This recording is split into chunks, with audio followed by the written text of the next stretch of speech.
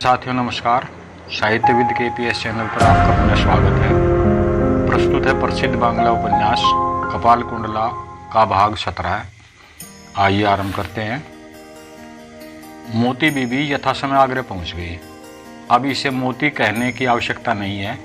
इन कई दिनों में उसकी मनोवृत्ति बहुत कुछ बदल गई थी। उसकी जहांगीर के साथ मुलाकात हुई।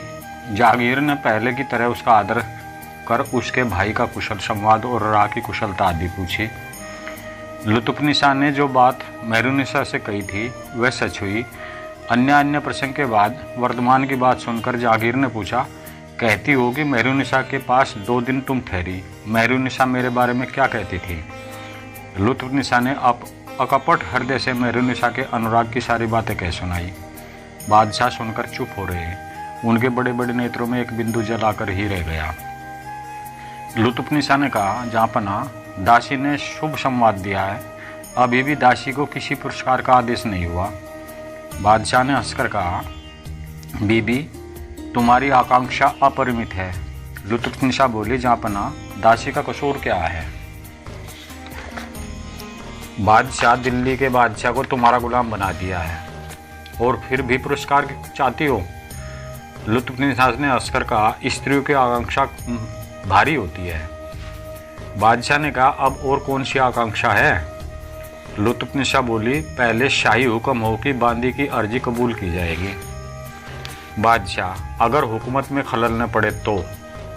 लुत्फनिसा ने, एक के लिए दिल्लीश्वर के काम में खलल न पड़ेगा। बादशाह, तो मंजूर है। बोलो कौन सी बात है? लुत्फनिसा ने कहा, इच्छा है, एक शादी करूंगी। जहांगीर ठाका मार कर हंस पड़े। बोले, है तो बड़ी भारी चाह, कहीं सगाई ठीक हुई है क्या? लुत्फनिसा ने कहा, जी हाँ हुई है, सिर्फ शाही फरमान की देर है। बिना हुजूर की इच्छा के कुछ भी ना हुआ। बादशाह ने कहा, इसमें मेरे हुक्म की क्या जरूरत है?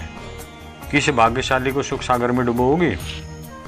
लुत्फनिसा ने कहा, दासी ने दिल्लीश्वर की सेवा की है, इसलिए द्विचारणी नहीं है। दासी अपने स्वामी के साथ ही शादी करने का विचार कर रही है। बादशाह, सही है, लेकिन तुम पुराने नौकर की क्या दशा होगी? लुत्फनिसा, दिल्लीश्वरी मेहरुनिसा को सौंप कर जाऊंगी। बादशाह, दिल्लीश्वर? मेहरुनिसा कौन? लुत्फनिसा ने कहा, जो भी होगी। जहांगीर मन ही मन समझ गए कि मेहरुनिसा दिल्लीश्वरी होगी। ऐसा विश्वास लुत्फनिसा को हो गया है। अतएव अपनी इच्छा विफल होने के कारण राज्य परिवार से विरागवश हटने का अवसर लिया चाहती है। ऐसा सोचकर जहांगीर दुखी होकर चुप रहे। लुत्फनिसा ने पूछा, शहंशाह, क्या ऐसी मर्जी नहीं है? बादशाह, नहीं, मेरी गैर मर्जी नहीं है, लेकिन स्वामी के साथ फिर विवाह करने की क्या जरूरत है? लुत्फनिसा ने कहा, कालक्रम में प्रथम विवाह में इस स्वामी ने पत्नी रूप में ग्रहण किया। अभी जहाँपना दासी का त्याग न करेंगे। बादशाह मजाक में हंसकर फिर गंभीर हो गए। बोले, दिलजान, कोई चीज़ ऐसी नहीं है जो मैं तुम्हें न दे सकूं। अगर तुम्हारी ऐसी ही मर्जी है तो वही करो, लेकिन मुझे त्याग कर क्यों जाती हो? क्या एक ही आसमान में चांद और सूरज दोनों नहीं रहते? एक डाली में 2 फूल नहीं खिलते?